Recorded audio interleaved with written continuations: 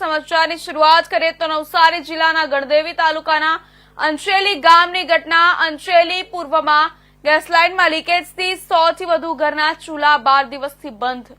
અંચેલી મોહનપુર તરફ વીજ કંપની દ્વારા અંડરગ્રાઉન્ડ નવી વીજ લાઇન નાખવાની કામગીરી કરવામાં આવી હતી।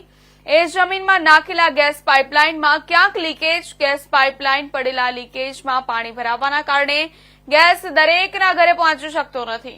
ગેસ કંપનીના માણસો દરરોજ લાઇન મરામત માટે આવે તો છે, પરંતુ ફોલ્ટ મળતો નથી।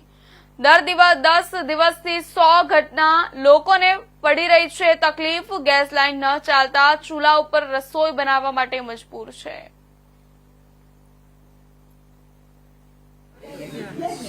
અમારે ત્યાં 12 થી 15 દિવસથી ગેસની તકલીફ છે। સવારે ચા નાસ્તો, બાળકોના ટિફિનથી માંડીને કંઈ જ રસોઈ બનતી નથી। ગેસ ચાલુ કરે 2 મિનિટ ચાલે ને પછી ગેસ જતો રહી।